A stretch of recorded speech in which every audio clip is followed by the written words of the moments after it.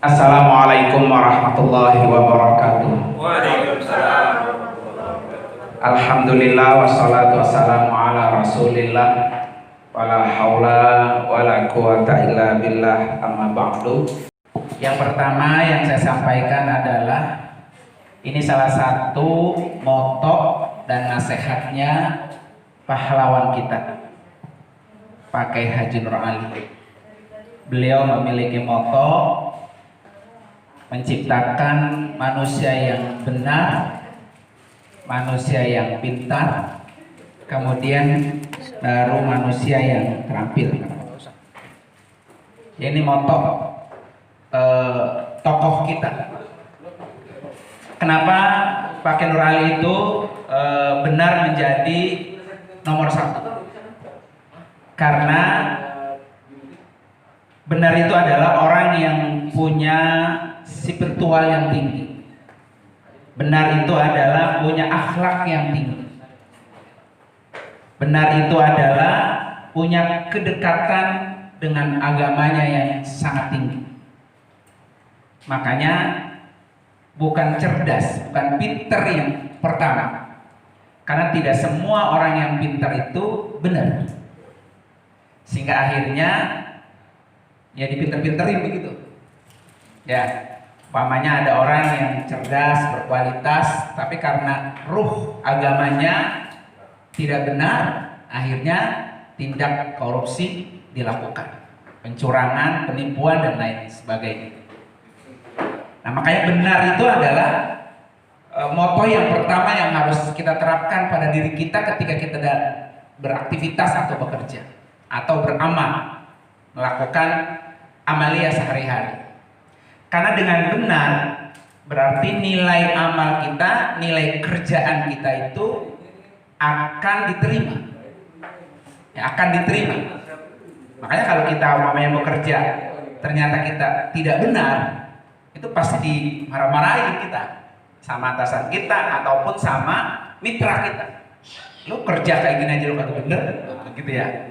Makanya bener ini adalah salah satu karakter yang harus dimiliki oleh setiap manusia, siapapun dia. Kenapa Rasulullah itu sampai dijulukin oleh Allah dalam Al-Quran itu innaka la'ala khuluqin azim. Rasulullah itu memiliki akhlak yang sangat tinggi. Nah, akhlak yang sangat tinggi itu adalah ketika orang itu memiliki tadi benar. Ada orang yang benar itu adalah orang yang memiliki akhlak. Karena akhlak itu di dalam kehidupan kita sehari-hari ibarat pohon itu adalah buahnya. Buahnya. Jadi ketika kita menanam sesuatu, pasti kita mengharapkan buah dari pohon yang kita tanam. Dan ketika kita bekerja melakukan sesuatu, pasti kita menginginkan hasil dari kerjaan itu. Nah, salah satu hasil yang kita dapat ketika kita memiliki apa? Benar. Nah, kemudian selanjutnya, benar itu akan menjadi kualitas, ya, bermutu kalau orang itu cerdas, orang itu pintar. Jadi tidak bisa orang benar doang, tapi tidak pintar.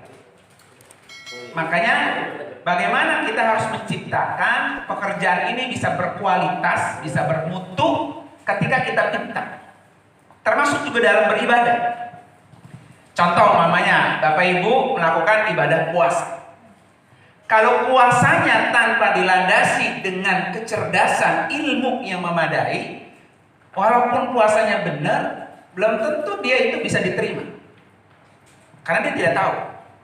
Sama kayak Bapak Ibu tadi makan dan minum yang sudah disuguhkan ini ya. Dia punya nilai ibadah kalau dia tahu ilmunya. Umpamanya kalau orang kita Islam itu, maka diawali dengan bismillah. Bismillah itu di satu sisi barangkali kita menganggap hal yang sepele. Padahal dia memiliki nilai yang dahsyat. Dengan kita mulai bismillah berarti ada bedanya pekerjaan yang bismillah dengan pekerjaan yang tidak bismillah. Apa bedanya? Yang bismillah itu punya nilai paham. Yang tidak bismillah itu tidak punya nilai apa. Ya kan, termasuk juga Bapak Ibu ketika mamanya mau berhubungan intim suami istri. Kalau tidak baca bismillah ketika memulai, maka pekerjaan itu nggak ada pahalanya, hanya didapatkan di dunia saja. Nah, kemudian yang ketiga adalah sebuah keterampilan. Keterampilan inilah yang akan menjadikan orang itu tahan lama. Kalau hidup itu ya karirnya itu bagus, profesional, karena dia punya keterampilan. Apa yang harus kita kedepankan sesuai dengan kemampuan kita. Makanya saya sering bilang di mana-mana itu, orang yang punya keterampilan dia pasti ekonominya, kualitasnya bagus, dan dia nggak akan pernah susah. Contoh namanya tukang cukur, ya kan? Walaupun di lockdown, orang-orang yang lain duitnya nggak ada, dia tetap ramai di tukang cukur itu. Satu kepala namanya 20.000. Kalau sehari dapat 50 kepala, udah bisa kita hitung. Modalnya apa? Keterampilan tadi. Maka keterampilan itu sangat penting ada pada setiap manusia, supaya dia bisa bertahan hidup dan bisa berkualitas hidupnya dan bisa menghasilkan income yang besar, tergantung keterampilan yang dia miliki.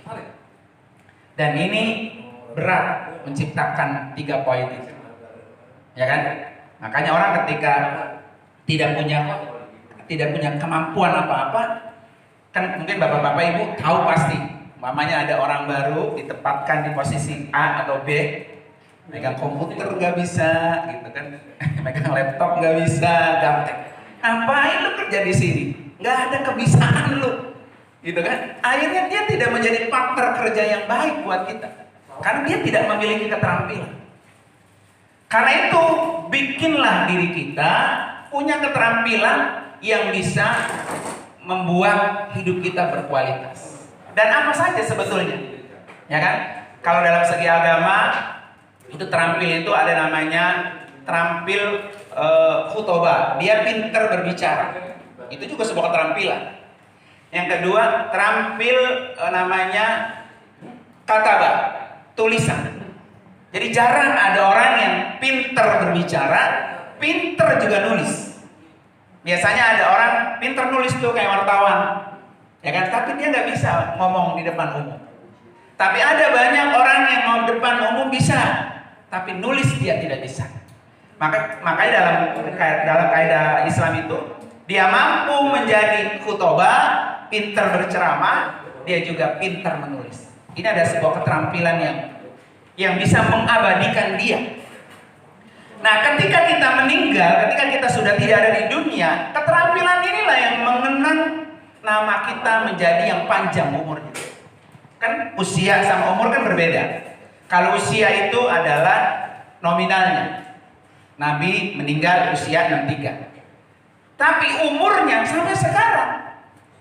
Kita tidak hidup di zaman Nabi dan kita tidak pernah tinggal bersama Nabi dan kita nggak pernah melihat muka Nabi kayak apa.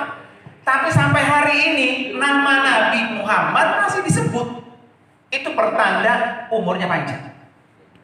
Nah, kalau ada orang tua kita, nenek kita, kakek kita, ya kan? Sampai mau saya kasih contoh, mama baca ini. Di atas baca ini punya bapak, di atasnya lagi punya kakek, di atasnya lagi masih inget nggak? Kalau sama buyut kita di atas nggak ingat, kita nggak kenal, berarti segitu umur dia. Jadi nama kita tuh udah ketutup. Sama dengan pakai Nur Ali. Mungkin bapak ibu tidak pernah belajar dengan pakai Nur Ali, tidak pernah duduk dengan pakai Nur Ali. Pakai Nur Ali meninggal tahun 92, umurnya sekitar 82. Ya, beliau punya usia. Tetapi umur dia sampai sekarang disebut namanya. Itu berarti orang umurnya panjang. Dengan apa?